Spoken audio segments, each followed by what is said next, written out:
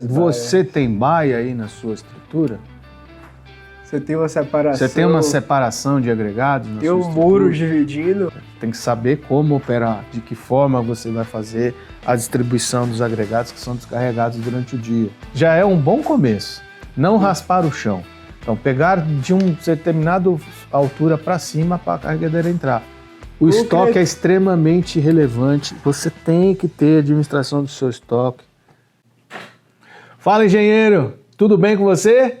Para quem ainda não me conhece, eu sou o Vinícius. E eu sou o Matheus e hoje a gente vai falar mais sobre fornecedores de agregado. A gente já falou aí sobre alguns ensaios, falou sobre a visita na pedreira, no Porto de Areia. E hoje a gente vai um pouco mais falar sobre a operação. É isso aí, Matheus. Antes da operação, eu quero retomar um assunto do último podcast. Para quem ainda não assistiu, assiste o episódio anterior. Mas eu vou soltar a vinheta, diretor. Depois eu falo sobre esse tema.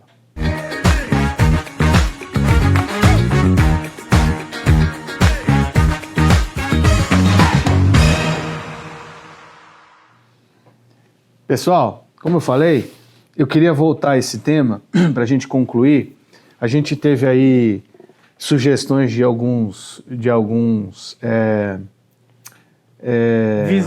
visualização, né? A gente teve visualização de algumas pessoas que participaram, que assistiram, mandou mensagem para a gente falar um pouquinho mais, que parece que faltou alguma informação. Então, com o intuito de a gente trazer o máximo de informação possível e transparente para que vocês possam ter acesso, esse caderno aqui, quando eu trabalhei em cima dele e virou um livro, para mim é um livro porque ele está aqui na minha estante, e ele é uma recordação para mim, e ele me ajuda muito quando eu tenho que conversar com algum time de algum trabalho que a gente faz, e eu sempre mostro como foi feito há anos atrás, e se eu fosse fazer hoje ia ser muito melhor do que esse aqui, com certeza, mas foi esse o trabalho que foi feito. É a ideia do histórico, né? Teu histórico. Eu aprendi uma coisa com a mentoria, com o meu mentor, que quando você lê um livro, você, na verdade, tá lendo aquilo que está na cabeça do autor do livro. Então, toda vez que eu levo isso e mostro para alguém, o intuito é que ele entenda qual foi o meu pensamento quando eu escrevi isso. Isso não é um livro, né, didático, não é um livro que está à venda, não é isso, mas ele é um livro que se tornou um caminho para que você, que está aí do outro lado, possa fazer, né, dentro do seu negócio, dentro da sua empresa, dentro da sua função aí. Eu tenho certeza que é um trabalho que vai te trazer muitos resultados. Faltou falar um pouco da conclusão desse trabalho na época. Aqui dentro, eu disse que para vocês que tinham fotos, dimensões, que a gente rodou traços padronizados e etc. E a conclusão desse projeto foi que, diante dos resultados técnicos, a gente exauriu a parte comercial. Então aqui também tem preço, valores de cada material. E esses valores estão numa conclusão, dizendo qual é o melhor material, custo-benefício e a última linha, aonde que eu posso ser mais agressivo e onde eu não posso ser mais agressivo, a região que ele está. Isso tudo está muito bem explicado e direcionado, que o frete para aquele lugar, com o preço do produto, com o resultado, eu tenho um desempenho X. Na outra, a mesma coisa. Então, não é só um material técnico. Ele é técnico, ele é comercial, ele é logístico. Então, aqui é um material que eu queria enfatizar do último episódio, que é um trabalho que quem fizer aí do outro lado, depois manda pra gente no WhatsApp se deu certo ou não. E se precisar de alguma dica também, a gente está à disposição, né? Aí no rodapé do vídeo tem o nosso contato. Faz e a gente tem o prazer de poder contribuir com o seu projeto. Tá bom, pessoal? É a ideia que a gente estava falando em relação a compartilhar, né? Compartilhar experiências para melhorar a situação. É isso aí. Esse caderno é muito grande. Mas, dependendo da localização, vai ser um caderno menor também. A gente pode dar os insights de como fazer. Com certeza. Né? Acho que esse é o caminho nosso aqui de trazer informação e trazer conhecimento para vocês Quando a gente ouve falar que é impossível, não é impossível. Está aqui um caderno que mostra que isso não é impossível. Feito. E ele foi feito em 2005. Nós estamos em 2025. Ele tem 20 anos. Vai denunciar a minha idade.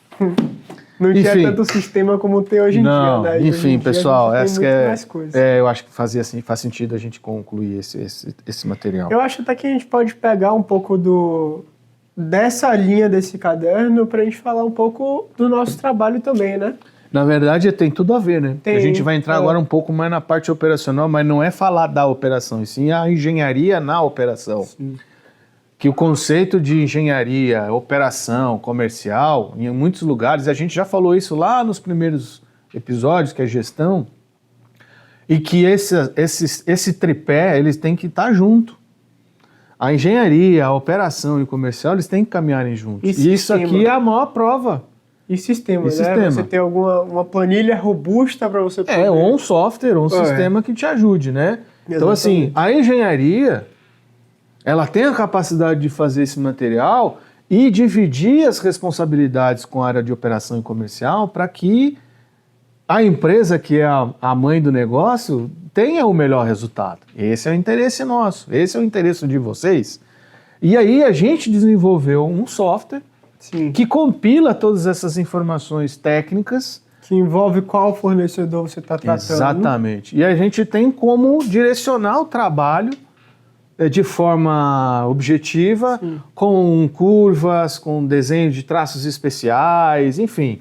É uma ferramenta que a gente desenvolveu para o nosso dia a dia e que nos ajuda muito nos trabalhos que a gente faz aí no mercado. Sim. Mas é um comentário interessante. Então vamos aí. Diante disso aqui, a gente vai para onde? Vamos para onde, né? Vamos para o operacional, Matheus. A rotina do operacional. Fala um pouquinho aí, me lista para mim aí os principais pontos aí de atenção. Quando a gente já exauriu, planejou, montou o time, fez os ensaios, montou a rotina, conheceu os fornecedores, desenvolveu um caderno para facilitar o setor de compras. Criou parâmetros, estamos aptos a ir para o campo. Então, dia a dia, né? Dia a dia. A umidade é o principal que o pessoal esquece muito, né? Aquela umidade nas areias, seja na areia artificial, seja na areia natural. O pessoal completamente esquece isso. E às vezes, eu acho que não é esquecer, é porque não entende a importância disso. Às vezes a gente passa a informação, aí a gente volta um pouco para a gestão empresarial, né? De como o líder deve agir com os seus colaboradores. A ideia de líder e não de chefe. É ele explicar o porquê o colaborador tem que fazer aquilo. Então vamos lá. Por que você tem que fazer a umidade? Primeiro, você saber qual é a quantidade de água que tem naquela areia, né? Se você quer manter, por exemplo, uma relação água-cimento, se você não fizer essa umidade diariamente, rotineiramente e mais de uma vez por dia. Exato. Porque vale lembrar que durante o dia vai mudando a temperatura, vai evaporando água, pode chover no dia anterior. Se você repetir, por exemplo, o valor da umidade do dia anterior, vamos lá, se a gente pegar uma área natural de uma hora pode dar seus 6, pode dar seus 9, assim como também pode dar seus 4. E se você for pensar numa ideia de volume, vamos lá, pegar 1 metro cúbico, vamos lá, a gente vai colocar seus 500 quilos, sei lá quantos quilos.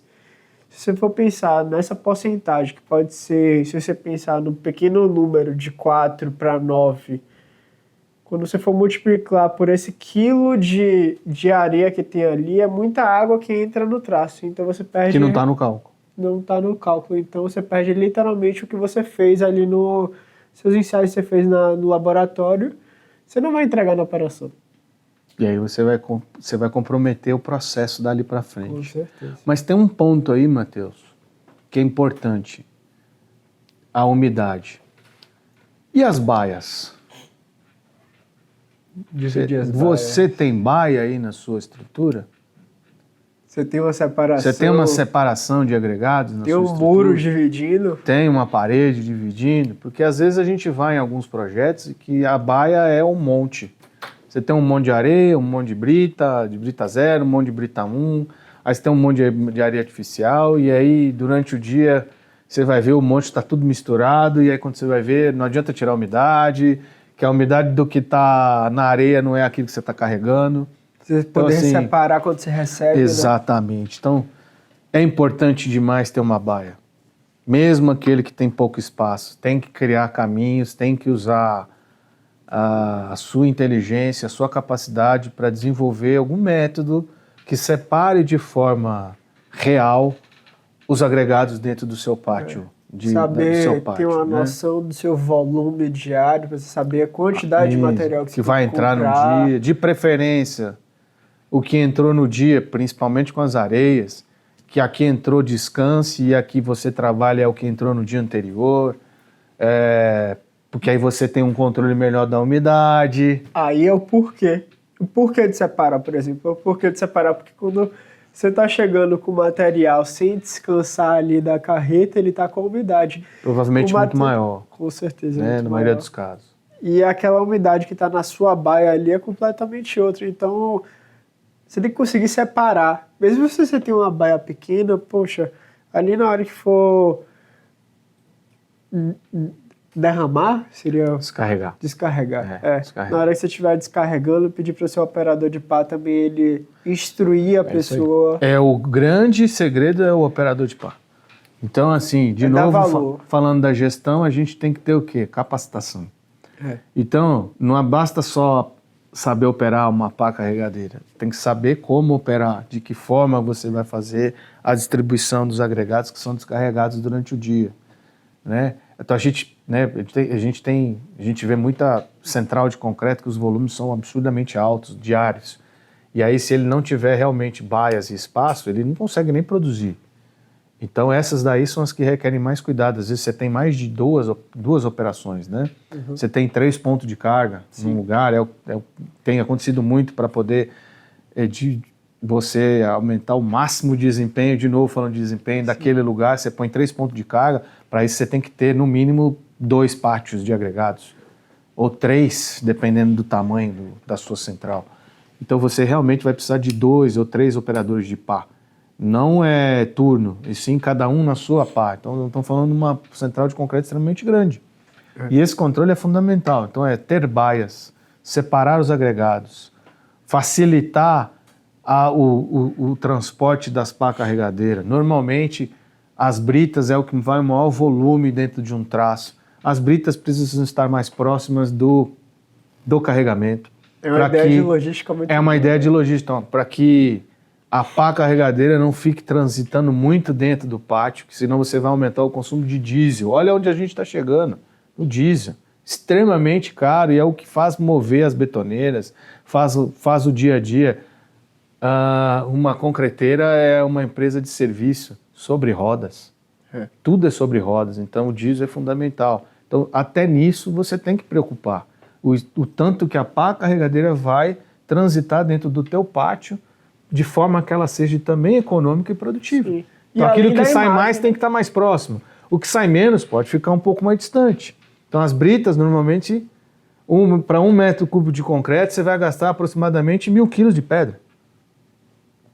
Tô certo, pessoal? Me corrija aí se eu estiver errado, manda no nosso WhatsApp. Uhum. Se você estiver usando muito menos que isso, seu traço está muito argamassado. Cuidado, que aí você está perdendo resistência. Mas ele vai girar em torno de uns 950 a 1.000 e pouquinhos quilos de brita por metro cúbico. Sim. E é por isso que se torna um produto caro. Aí volta para a densidade também. Volta a densidade. Olha só, tudo que a gente falou agora faz sentido. É tudo englobado, na hora de mexer com a produção. E aí até para essa ideia da organização, é a sua imagem que você vende para seus clientes. O seu cliente, também. Claro. Imagine se o seu cliente vai visitar a sua concreteira, assim como a gente, como concreteiro, quer visitar o fornecedor de agregado. O cliente também quer saber como é a sua imagem, claro. né? Imagina como é que você trabalha, né? Um local muito desorganizado, não tem um espaço para poder passar a pá carregadeira. E assim vai. E não tem uma distribuição muito clara dentro do pátio. Uma uniformidade. Sim. E assim, além das baias, eu sempre sugiro, e sugiro porque são práticas, boas práticas, né? E são que trazem resultados positivos. É você trabalhar com aspersores de água, né? Sim. Você ter aspersor de água, principalmente aonde? Nos agregados graúdos, nas britas. Por quê? Porque as britas normalmente ela tem no fundo, na hora da caçamba que acaba fazendo a descarga dos caminhões, ela sempre tem um depósito de materiais mais finos. E o que acontece? Quando você consegue ter esse controle de umidade com aspersores, você faz com que os excessos de finos acabam se escorrendo e fiquem no fundo da baia. Então, aí é outro detalhe. Quando você vai fazer uma carga com a sua pá carregadeira, o ideal não é você raspar o chão. É você pegar pelo menos de 30 a 50 centímetros acima do chão. Pô, Vinícius, mas como é que eu vou calcular isso? Bom, eu também não estou pedindo para que você seja tão preciso. Apenas que você não raspe o chão. Já é um bom começo. Não raspar o chão. Então, pegar de uma determinada altura para cima para a carregadeira entrar. Você evita pegar esse material, teoricamente, a gente pode falar sujo, não é o termo certo, mas é um termo que às vezes tem um excesso de fino. E você pega realmente um agregado mais limpo, mais lavado. E aí, outra observação, você resfria, de certa forma, o agregado, de forma que na hora que ele for para o ponto de carga e fazer a mistura para a betoneira, você consiga baixar a temperatura do concreto. E aí você vai ajudar a durabilidade. Você vai ajudar na hidratação mais lenta, dê tempo para que esse motorista tenha o transporte, que leve o concreto e não tenha uma demanda alta de água. Então são detalhes que tem que ser percebido e tem que ser adotado, que vai facilitar o seu caminho até o cliente. Né? Então são coisas técnicas na operação. Né? E aí entra a umidade que você falou. Então assim, se eu tenho esse caminho e tenho um controle de umidade, o resultado qual que é? É o mais positivo, não é? É isso que a gente quer, não é? Vai diminuir seu desvio padrão. Você vai diminuir, provavelmente, desvio padrão, que isso vai ser medido depois no corpo de prova, que a gente também vai chegar num podcast para falar dele, que a gente está indo por, né? Tem uma sequência etapas, aqui lógica do caminho, né? Sabe outra coisa interessante? A gente estava falando em relação a fazer os ensaios nos agregados, certo? Aí também tem o parâmetro que você criou do seu fornecedor te entregar. Vamos lá, se a gente for falar sobre material pulverulento. Combinou com ele um parâmetro. Só que se você não olhar para dentro de casa, que volta para o seu operador de pá de novo, aquilo ali pode se agregar 100%. É o recebimento. Sim. Então a gente tem que ter uma capacitação. Exatamente. Nós estamos falando de treinamento. Então assim, tudo isso aqui é muito bom, mas sem capacitação é nada. Então a gente tem colaboradores. A gente tem que capacitar os nossos colaboradores, tem que capacitar o operador de pá, tem que capacitar o balanceiro, tem que fazer uma capacitação dos encarregados, que normalmente é o que se tem dentro de uma concreteira, e os motoristas, que é uma outra parte que a gente vai falar em um outro podcast. Né? Então existe e é necessário você capacitar esse time. Por quê? Tudo que a gente vem falando até aqui é planejamento, dedicação, rotina, criar parâmetros, pontos de atenção, qualidade. Se a gente para aqui e deixa a operação sem essa capacitação, tudo que a gente fez não serve para nada. Então, eu acho que eu falei, acho que no terceiro episódio, no segundo episódio, não me recordo. Não adianta nada a gente ter um técnico maravilhoso se nós não temos um operacional afinado, no mesmo princípio, no mesmo alinhamento. Não adianta nada a gente ter um comercial sensacional, que é ele que vai fazer a nossa propaganda do nosso negócio, vai vender o nosso negócio, se a gente não entrega bem. Ou se a gente não desenha melhor o nosso concreto. Então, de novo, é o tripé, na minha visão, ela é minha, pessoal. O tripé numa concreteira é engenharia, comercial e operacional. Esses três precisam andar juntos. Se eles não caminharem juntos, o resultado não vai ser o melhor. Aí eu vou falar do desempenho. Nós não teremos 100% de desempenho, que é o que o acionista da empresa ou o dono da empresa deseja. E aí é onde boa parte das concreteiras se perde. Então é um caminho que eu sempre vou bater na tecla todos os nossos podcasts. Tenha um tripé forte, tenha um comercial aliado com o seu comercial, com a sua engenharia, que é aliado com o seu operacional. Esses três precisam andar de mãozinha dadas todos os dias. Eles precisam almoçar junto todos os dias, eles precisam ir no cliente todos os dias. É cada um entender as dores dos outros também, né? Exatamente. Às vezes, até a troca de você, por exemplo, colocar seu assistente técnico da parte da engenharia no comercial uma vez, ou escutar uma reunião uma vez e poder participar. Entender. Poder entender. Não ficar algo tão engessado de essa é a minha área, eu quero departamentalizar. A gente, quando departamentaliza um setor, a gente está dizendo que eu só faço aquilo. Aquilo não é meu, eu não faço. Não, ao contrário, a gente tem que trabalhar em equipe. O certo é a gente trabalhar nesse modelo, na minha opinião. O certo para mim, tá? Você que está escutando a gente aí pode discordar de mim, tá tudo bem, não tem problema. Na minha opinião, se a gente não tiver esse tripé forte, a gente padece. A gente vai errar muito e vai perder dinheiro. E no concreto, a briga é por centavos. Cada centavo perdido, você multiplica pelo seu volume mensal e depois você multiplica pelo seu volume anual e veja o tanto que você vai perder de dinheiro com ações desse tipo. Então, fortaleça seu time. Saiba fortalecer. Tenha capacitação para eles. Tenha treinamentos específicos, né?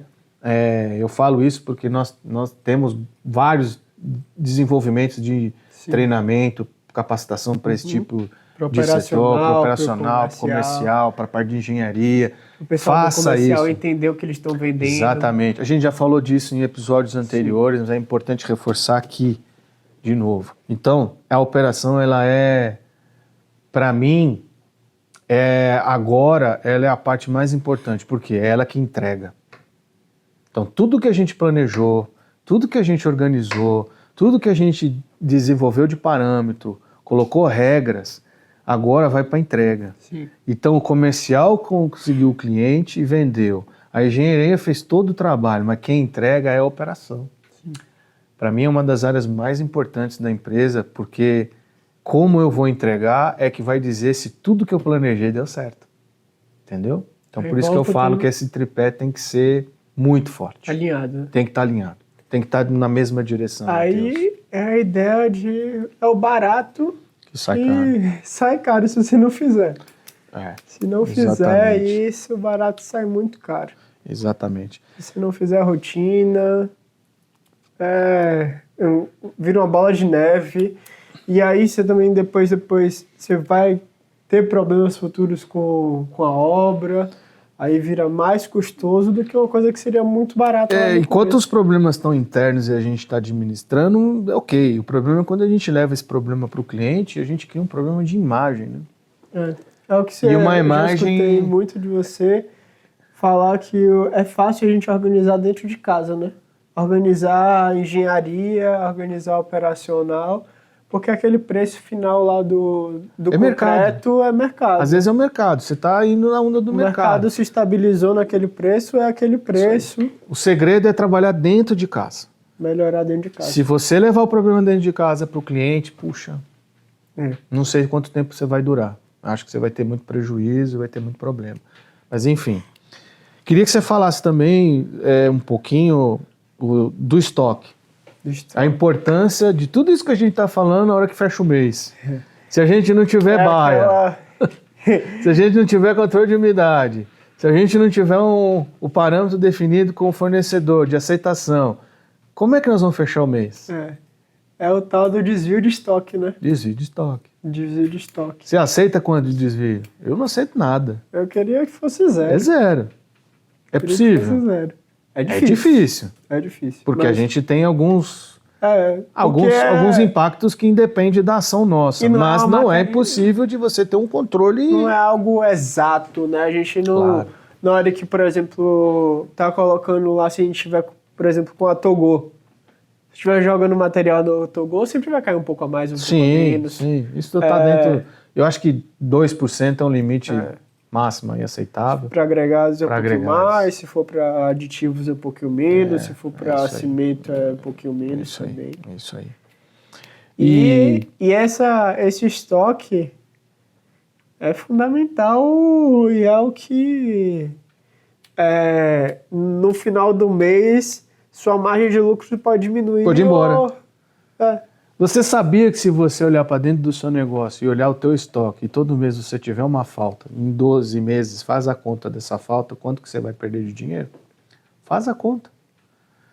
O estoque é extremamente relevante. Você tem que ter administração do seu estoque.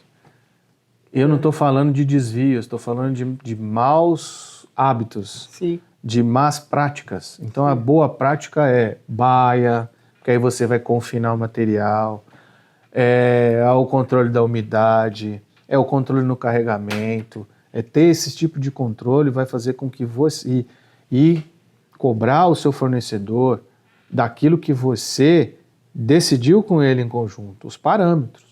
Isso vai fazer com que você tenha um controle de estoque melhor. Né? E esse controle não pode ser feito só no final do mês, não. Ele é diário. Todo dia você tem que bater o silo e saber quanto tem de cimento lá, não tem? Com certeza. Porque senão você não sabe quanto que você vai comprar de cimento. Então você tem que fazer as medições do silo, tá? Então é importante que você tenha esse cuidado, né, com o estoque. Então eu acho que é isso, Vinícius. A gente pode só retomar o que a gente falou nesses últimos 3 episódios, né? Da ideia de conversar com o seu fornecedor desde o começo, criar parâmetros, visitar, ensaiar agregado, olhar para dentro de casa, ver se os agregados estão sendo ensaiados dentro de casa. É o beabá de rotina.